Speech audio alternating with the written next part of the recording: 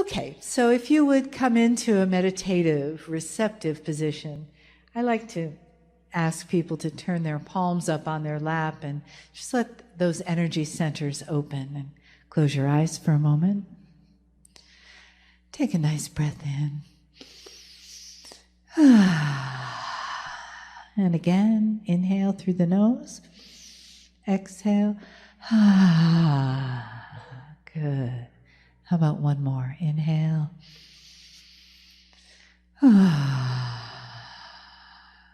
Nice. And then just bring your awareness inside your skin, into the island of your body, the individual, uniquely beautiful you island that is sitting in your chair, in the room full of this sea of humanity, of family. And feel the love in the room and the connection that's been created here today. Feel the healings that have been received just by your willingness, your intention to be here in the chair, to be with your beautiful family, to be reminded of the love of God that you are, that you walk forward with every step that you take.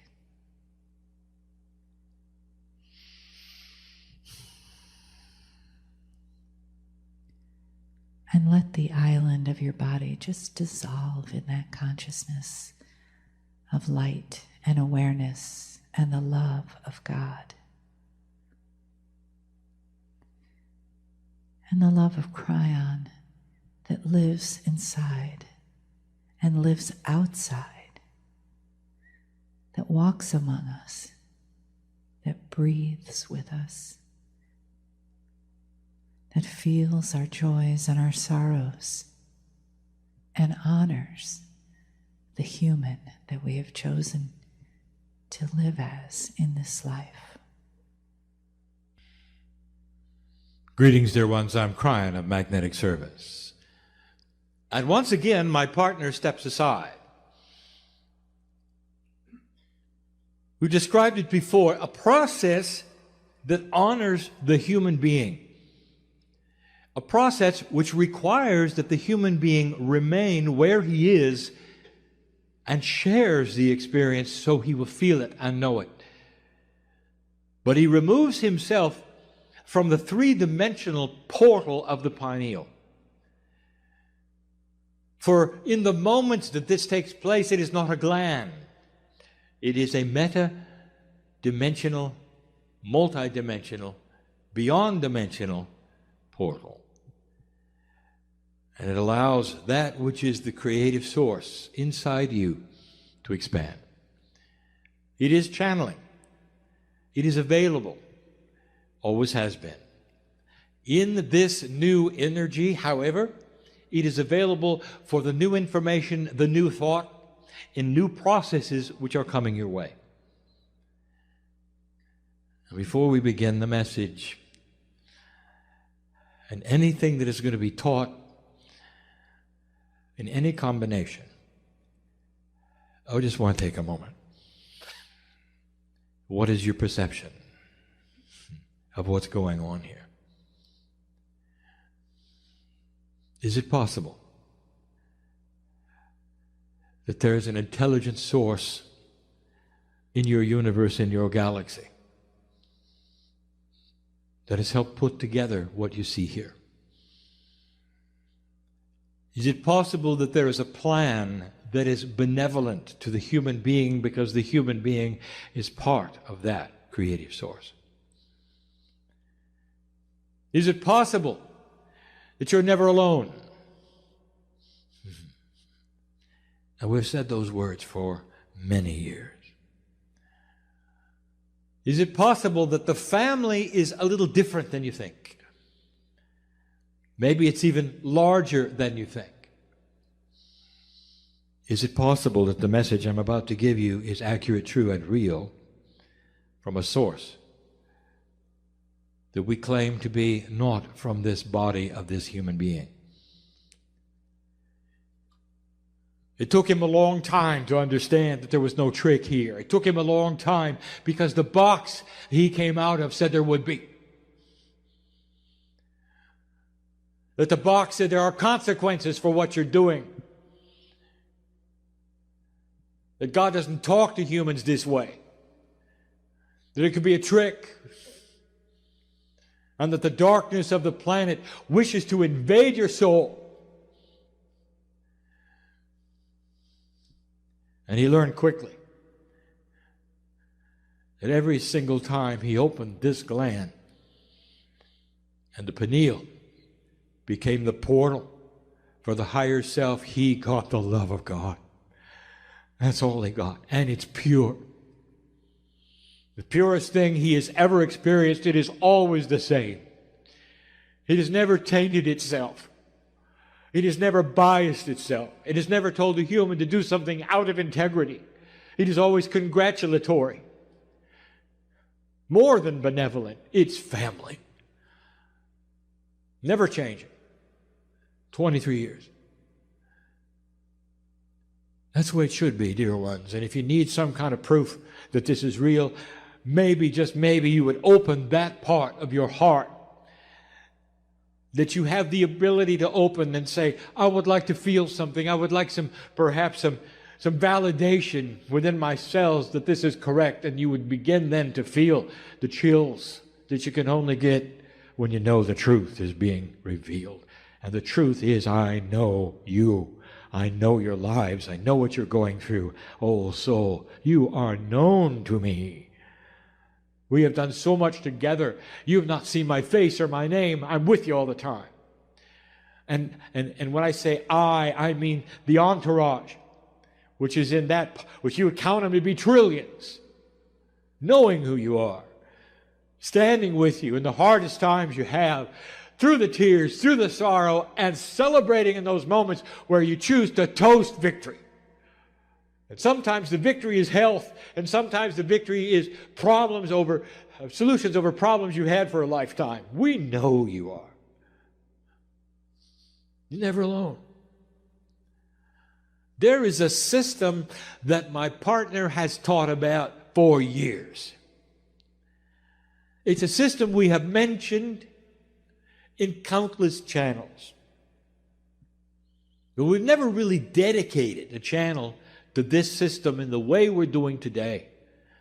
That includes the new energy of today, because this is a system most of you don't even know how to use. Some of you use it all the time. You just don't know what you're doing. It's not intuitive. It's going to be the truth about synchronicity, and we'll subtitle it The Demise of the Bell-Shaped Curve. When something happens to you that is good, your friends around you will say, what a lucky person you are. What are the chances that this would have happened to you? When you go into a difficult situation, and perhaps it's even something that is common to humanity and in your culture, like surgery, and you will come out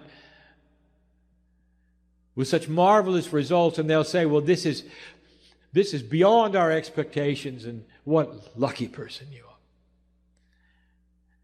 And then you do it over and over. Or you go someplace and you meet just the right person who knows somebody else who just has the right information, and you end up with exactly what you wanted. What are the chances, they'll say, of this taking place? What a lucky person you are. Because humans do not see the structure of synchronicity. They see a structure of planning, forward-looking. And that is the only way you can achieve things. And in that puzzle, they even will mention positive thought. But that still is planning in a linear fashion so that you will arrive at a goal. And no matter what kind of of process you have studied that will get you from A to B, there's got to be a goal. And in some of those, you will take the goal and you will paste it upon the refrigerator so you'll see it every day. And this is a linear human being. What if I told you there is a process that is not linear, that has no goal at all? Not one in linearity, but one in conceptualism. A conceptual goal that says, "Dear God, put me in the right place. I don't know where it is. Dear God, when you do it, make it comfortable for me. Let me see the sense of it. Make it easy. And bring me the right situations to take me there." How about that? And if you told that to someone off the street, they would say, "You must be New Age. For it is not logical. For you sit in a place where you're expecting God to do everything." No, you're not. And that is the subject of today. No, you're not. You are simply changing the box of belief to include something that is not in 3D, but that some of you have been using for a very long time. You're just not aware of it. So today's lecture, that's what we're calling it. My partner liked that. Is about the power of synchronicity, the truth about it. What it is, where it comes from, who's involved in it, and what you can do to promote it. The human being creates it in their belief, and that is how it starts. Now, this comes from my partner who loves to talk about the parking angel. Because this is the example he uses, so we'll do the same thing. Many light workers love to use that which they conceive as a special angel which has powers with cars. And that special angel will sit above the car, raise himself up, and see in a giant parking lot who is pulling out and where it's taking place. And you will assign your power to the parking angel, and you will find where somebody is pulling out, and it works. Now, this is not forward planning, is it? It is a different concept. It's a concept that you could place yourself, or an angel which becomes your eyes, far above the parking lot to see the parameters of the entire lot and what is going on with everyone at the same time. And if that were possible, then you, in 3D, could direct your automobile to the right aisle and the right place to find that space at the right time, especially if you're in a line with others, to arrive when somebody is pulling out. And it works. Over and over it works. It works because this is the definition of synchronicity. Not planning ahead, but a concept that you assign and believe in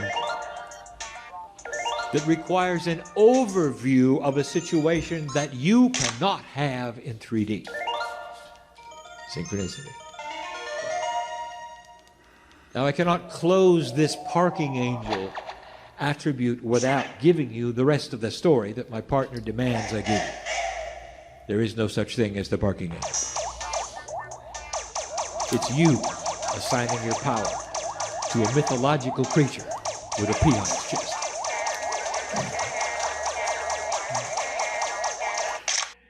And humans are very good at this. They don't believe they can do it, but they believe angelic powers can do it. Therefore, they assign their power away. It's you doing it, dear one. It's you doing it. You just don't believe it. So here we are with the example. It's the same one we've given over and over, my partner has given, that I've encouraged him to give because it is the one that so many of you understand. Now let us put that in a larger capacity. The scale of life and living. Here you find yourself in a situation where you wish to move forward into an area you don't know about. All you want to do is park. And when you park, that is a metaphor for putting the vehicle of the human being in a place that is appropriate for your life, wherever that would be. It gets you there so you can move on with what you came for. That is the metaphor. Humans have an idea where that would be. It's normal for you to build goals. I want to write a book. I want to create a healing center. I have this. I want to have that. It is absolutely normal. The first question I have to ask you is, are you okay if it is not what you think? Is it okay if it's better? Is it okay if it matches the Akash you came for? And the talents you have that perhaps you're not even aware of. Here's how it works. This is the how in 3D. You come to a meeting like this and you meet somebody for the first time. You didn't come with them. You meet them in a place in the back or in the bathroom. And you get to talking and you find out you have common interests.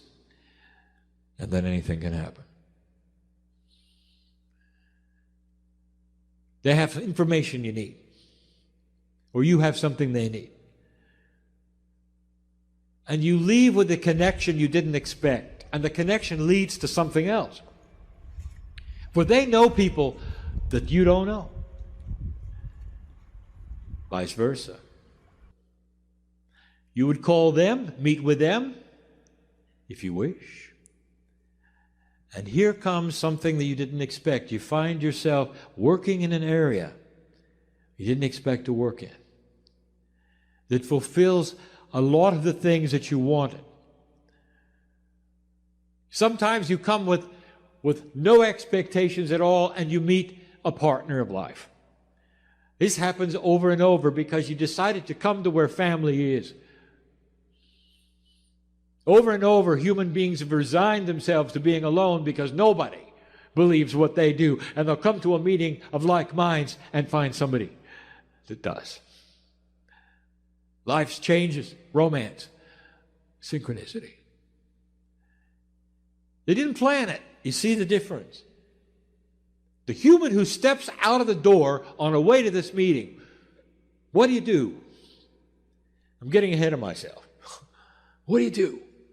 It's going to be a good meeting. Let's give it energy. Let's show up. Let's have a good time. Let's leave. Or, dear Spirit, if I'm supposed to meet somebody, then let me have the wherewithal to at least look for it. Do you see the difference here? One is planning. One is expecting concepts that you cannot define. Concepts you cannot define, which would guide your life into a place you didn't expect. I am sitting in a room with old souls, and at least a quarter of you know exactly what I'm talking about. Hi, everybody. Thanks for watching this. I wanted to tell you this is a little time sensitive. Greetings, dear ones. I am Kryon of Magnetic Service. We have greetings for those also who are multidimensional, very real. We have greetings for Alcazar. We have greetings for the sacredness and the geometry that is here. Now, dear ones, I have just given you something you should look at. For here I am, a multi-dimensional voice, that's hard to believe, giving greetings to two other multi-dimensional entities, that's hard to believe. And all of this in the face of a changing energy on the planet, which is also hard to believe. The paradigm shift that we bring to you is the same one that we have talking about, that is the potential of the planet for many years. But we sit in it today. From my standpoint, we revel in it today. Dear ones, dear old souls, this was not guaranteed.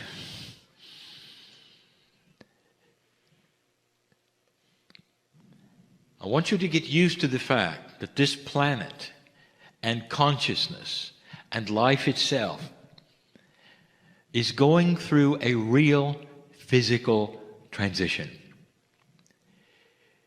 The transition that you may think it's going through is that which you believe as an esoteric believer.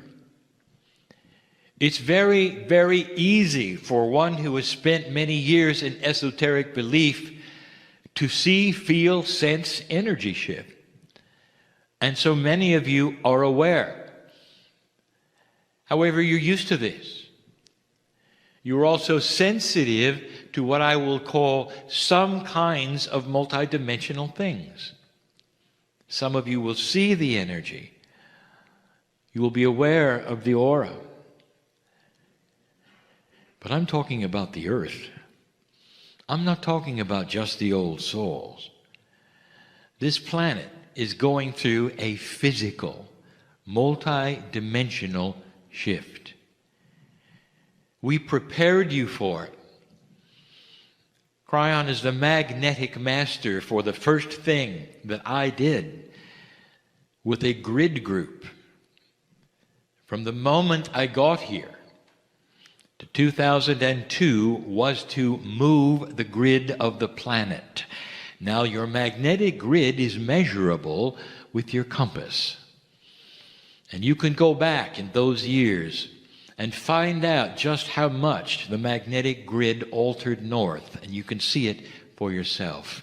This was not esoteric. The magnetic grid had to shift. It had to adjust for you. It is difficult for me to even begin to talk to you about what another dimensional shift might bring you. We have told you that you've never had one before, ever. You have lived in an energy, literally, that had one kind of paradigm that never moved. It has become then your staple, the way things are, human nature. Everything is based around the reality you're in. As you begin to shift, consciousness will react. We told you that. We also gave you information about the actual area of space that your solar system is moving into. Astronomers are looking at coming out of the bubble. Go find this. You can. For all of existence of your life on the planet has been in some kind of a cosmic bubble, a protection of a kind of radiation that's coming. The radiation is not that which will affect you adversely. It's going to interface with the magnetic grid's new alignment and affect the DNA, creating an advancement in time, a fast track to your evolution. We told you that. You can go check whether it's coming or not. The whole entire planet is going to be subjected to a potential paradigm shift. Now, here's where it gets good. Potential. What do I mean? When I came to you 25 years ago, I said there was a potential shift coming based upon the probabilities of where you were and what you were doing. I say the same thing today. The snowball is rolling. It's hard to stop it from collecting more snow and getting bigger. That is the consciousness of the planet. A slow process that weeds out the dark and the light, that takes into account the reactions of all consciousness to the new energy. Imagine if you were invested in dark and evil. Imagine that for a moment. And imagine that this investment was fine as long as nothing changed. You could control what you're used to controlling. All of the darkness would still be yours. And suddenly, there's a little too much light. Something is starting to shift and change. What would you do? And the answer, you would go on a raging campaign of fear in order to keep things the way they were. Does this sound like something you might see? You see, the planet is changing. Not just old souls, not just light workers. If you want to know specifics, ask the indigenous. For their prophecies were all about now. Now this is news we've been giving you for some time, but I've just compiled it into a few minutes. Dare I say, it's beautiful. The fact that it is happening at all is beautiful. You passed the marker, more than passed marker. You did it with flying colors. It wasn't even close. You didn't need a confrontation. You didn't need a war. You didn't need to reduce the population by millions of people in order to wake up. You did it by yourself. And when the precession of equinoxes arrived, the consciousness of the planet was actually higher than I predicted. And if you want to see that, you can go back and you can look at my first communication with you, which you call Kryon Book 1, where I gave you some of the potentials which included a mass death experience on the planet which may wake you up, and you didn't need it. You didn't need it.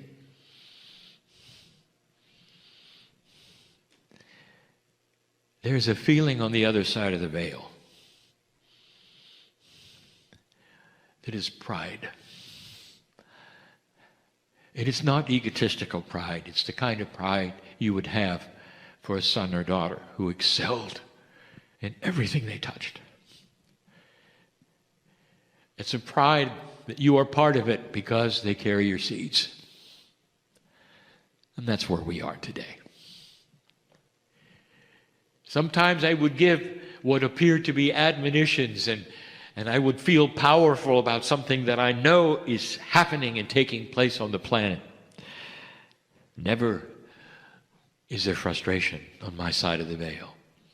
Excitement.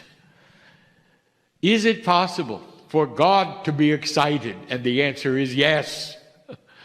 Is it possible for that excitement to be based in the only thing that God really has outside of free choice of yours, and that is love and benevolence? It actually shaped your evolution. And here you are. The road ahead is filled with free choice. It's yours. It always was. But there is a confluence of benevolent consciousness which is higher and larger than what we expected at this point in time. I just explained to you what's going on the planet and why your news looks like it does. I want to give you a parable. Every single parable we have given has been about woe. And if he wasn't mentioned in the parable, it was still about woe. Woe is not a man or a woman, but we call him a he. Just because of the language differences, it helps. Woe is a woe man. A genderless, it is you. Woe represents the human being. Parables are given because they are puzzles and mean other things. But human beings love stories. They relate to stories. And this one is about you and energy.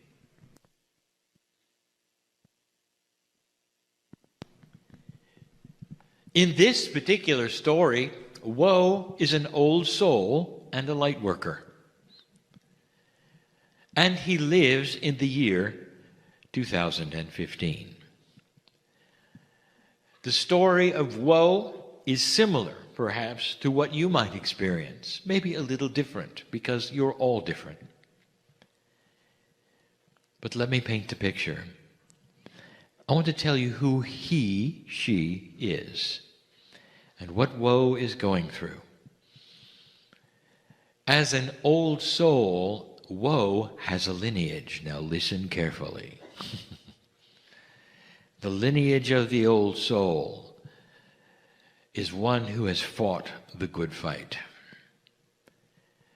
Because this planet, up to this point, has had a duality which was palatable. You could be an old soul and you could be a compassionate person, but it didn't go very far. Whatever light you had was often put out by the incredible amount of negativity and darkness on the planet. War after war, and you had to participate. Regardless of your wisdom, you're in the battlefield. Regardless of your wisdom, the biology of life affected you.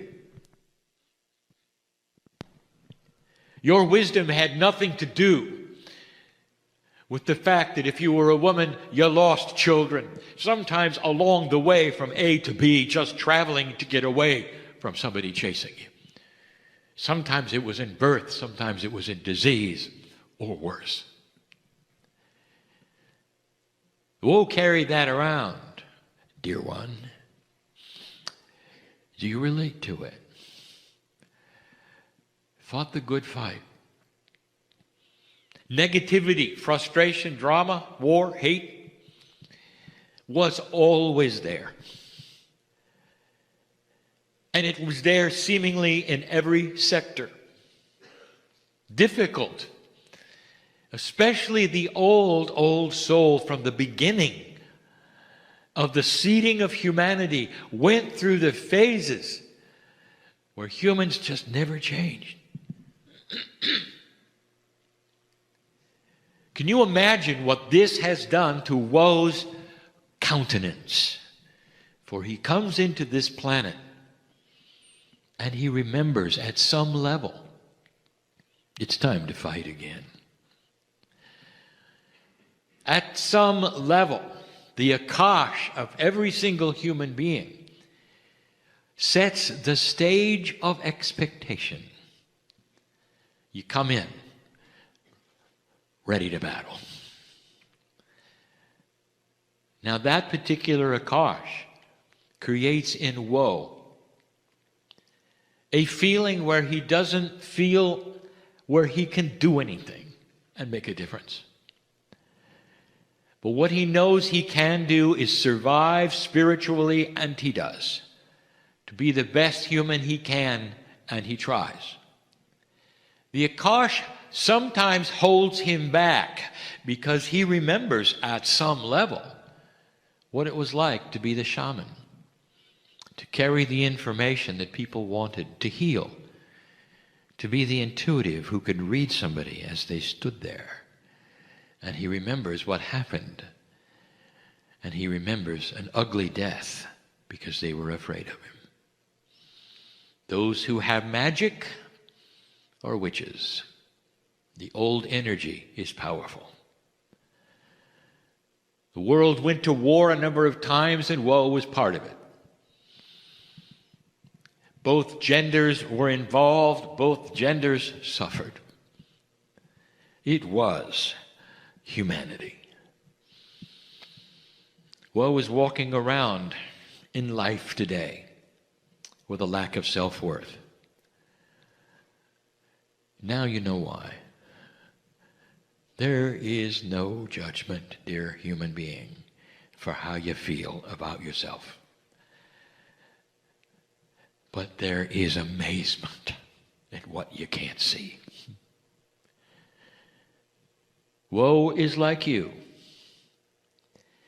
Life for woe is just hanging on. All around him. He has to watch and be careful where he goes, what he says, what he does. All his life.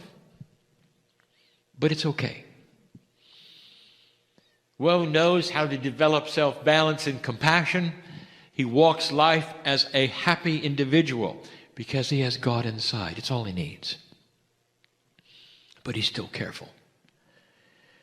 When woe goes to work, he did not select the people around him. You realize that. But you had to work with them. He had to work with them. There are those he likes more than others. There are those that are frustrating to him. Quite often, those who would be above him in a pay grade are the most frustrating. He tries to go around them, meaning, don't listen, don't be where they are. Sometimes it works, sometimes it doesn't. He holds it together, but he hears the negativity that they have. He sees others around in distress because of it. Woe tries to cheer them up or battle the energy the best he can. He's used to it, you see. He's a light worker. Woe lives alone. Now, this is a trait of woe. He found himself living alone because it was easier. Because if he didn't, there was always drama and frustration. He had a cat. And to make things worse, the cat didn't like him. Imagine having an animal that you're compassionate about that doesn't really like you. You would come home and the cat would pout because he had gone. When it was time for the cat to eat, he knew it because the cat would come up and bite him. But woe loved animals, and it was all the cat had. Woe knew that the cat's life was dependent on him.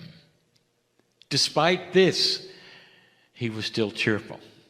He named his cat, Cat. Hello, cat. How are you? I love you, even if you don't love me.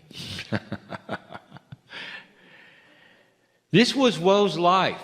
It was not a bad life. Actually, he liked it because he was at home with the battles. These were easy battles. There was no war to fight now.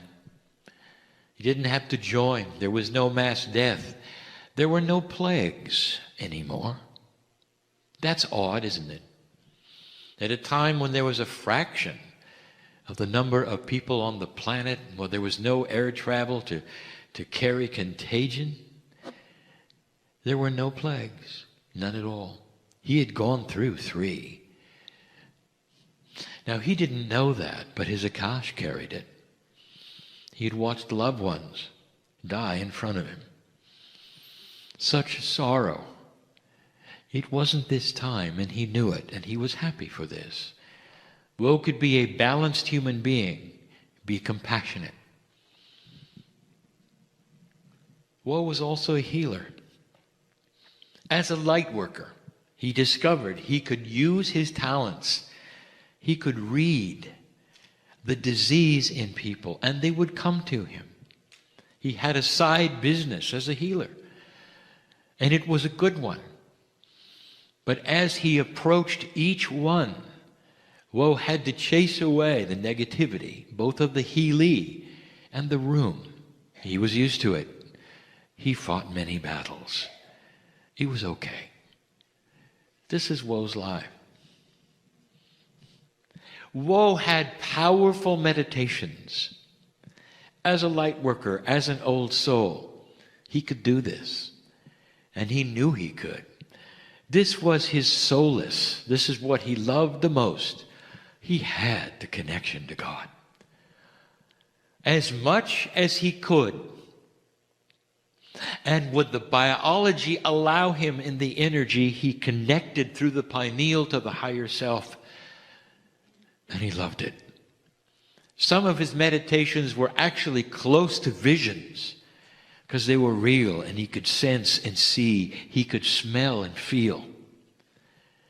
He spent the amount of time in meditation that was perfect for woe. He had heard stories that you should meditate a certain amount of time a day, and he realized this was not true for him. That each old soul had their own akash, had their own uniqueness, had their own lessons, and their own ways, and had their own wisdom. He meditated only the amount of time that he needed to balance. But it's what happened in his meditation that I want to tell you about. For almost every single one of them for over 3 years had featured a door. A door. He saw the door metaphorically, he knew what it meant. It was an opportunity to move into something beyond the door. Very clear. But he could sense what was on the other side. There was something more for him. More than that, if he had the ability to open it and go through it, he knew he would never have to come back to where he was. Woe learned to talk to the door. And he knew that the door had a personality, an angelic ability, because it was multidimensional. It could give him information if he wanted. He thought perhaps that the door represented a final lifetime, perhaps even an appropriate death. When it was time, he would walk through it and never have to come back to the planet. He weighed all of these things in his mind. He didn't know what the door was about until he was able to start talking to it. In the vision, he was limited in what he could ask and the answers that could happen, because he knew that he was in a space that was sacred. It didn't work the same way in 3D. The questions he asked were literally that which did not come out of his mouth, but his innate also was involved. That which his consciousness was also involved. He would say to the door, "Who are you?" And the feeling he got, not the voice, because he never heard a voice. He got his messages through his intuition, right into his brain as though there were a voice. And the voice was always too beautiful for words. The voice was genderless. The voice was whatever he wanted to hear. It was the most beautiful sound he could imagine. And he said, "Who are you?" And the voice said, "Whoa, I am your future." He didn't understand it. How could the door be my future? Maybe the other side of the door. He saw the door, he admired it. He loved the fact that there was benevolence on the other side. Occasionally he saw it glow. Underneath the door, he could see light. Whatever was out there in his future, he liked it. Woe continued to have the visions of the door. Sometimes he would simply sit and be with it, knowing that someday he could go through it. He continued to think it was his demise, his death, his last time on the planet, and he looked forward to that time. And then he started asking the door more questions, and it was confusing. "Are you my death?" And the door smiled at him, actually chuckled, and said, "No, Woe, it's your life." Woe didn't understand. In this vision, he felt powerful enough to grab the doorknob and say, it's time. If it's my life, it's time. And it was locked. He couldn't budge it. Nothing was happening. Nothing. He talked to the door. I cannot open you. And the door said, I know. He said to the door, when can I go through? And the door said, anytime you're ready. And Woe said, I'm ready now. And the door said, come on in. He grasped the doorknob and it wouldn't budge. Pulled and pulled and pulled. This was a frustration. The visions were real. Woe knew who he was. As a light worker extraordinary, he had fought the battles. He knew he was wise in the ways of the world. And the door wouldn't budge. He talked to the door. What am I doing wrong? And the door started talking to him. Whoa, come closer. I didn't say open the door. I said, come through the door. And Woe started to realize what the door was telling him. He had to drop his 3D reality and walk through matter. And he did.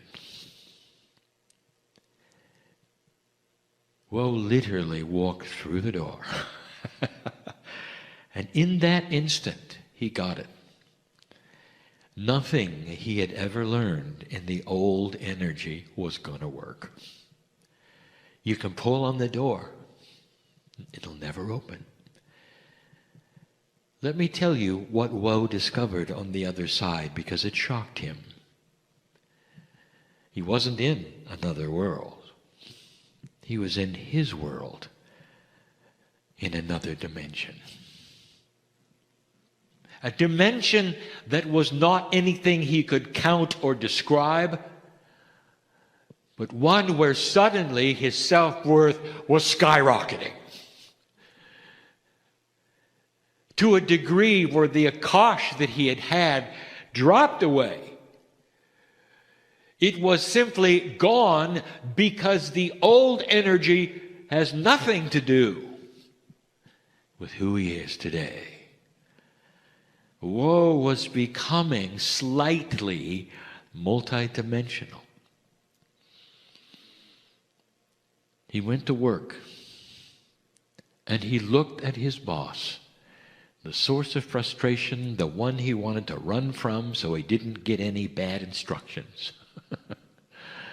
And all he saw was a human that he was compassionate about. He wondered about that person's life. He felt sorry that they were frustrated and in drama and egotistical. And what he did next would shock and surprise you. He wanted to be closer to the boss, because he found that nothing the boss did bothered him at all. He could sit and listen to the things that used to frustrate him and put his stomach in knots, and he wasn't affected. I want to tell you what happened eventually, so you'll understand the dynamic. You see, his boss did not get the reaction he used to. No one was fearful in that body of woe anymore. In fact, eventually, the boss asked Woe what the change was, because he liked it. Woe's dimensionality had affected somebody else who was not even interested in changing dimensions. This is a process you're not used to.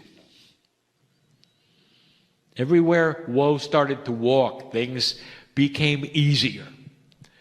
The old energy of battle and fighting, he realized, was a caveman survival instinct, and he was beyond it. He didn't meet darkness where he went because it ran from him. Woe carried a light, that was so impressively bright, metaphorically, to that which is darkness, hatred, frustration, and drama, that it literally left the building when he arrived.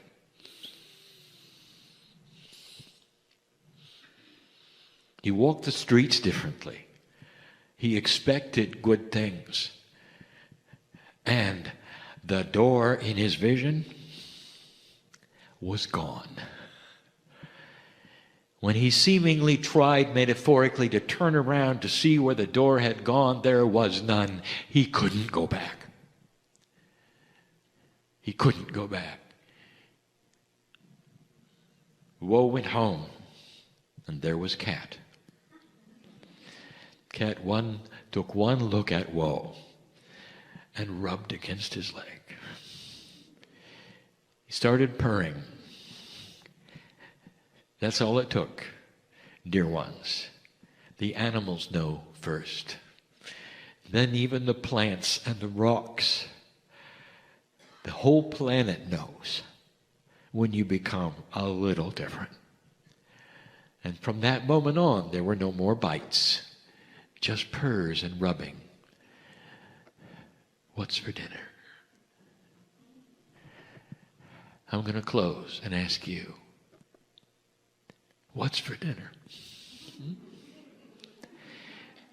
Are you going to leave here differently or the same? Does this parable make sense to you? If you don't understand the hows and the whys, the timing, the actions, if you're at a loss for the practical meanings, I will say this: you're not alone. I just gave you the overall perspective. In order to go through the door, every single one of you will have a different kind of way. This is honoring to your Akash, to your individuality. But listen, if you didn't get it, if you want to go through the door, your actual cellular body will start to shift and change.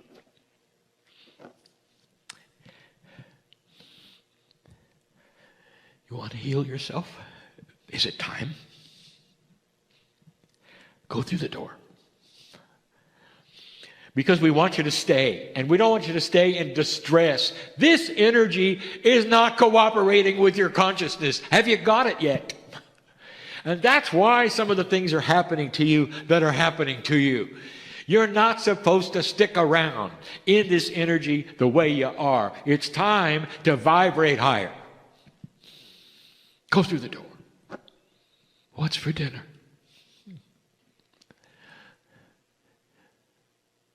I am in love with humanity for what you're about to do. That's you. I know you. And so it is.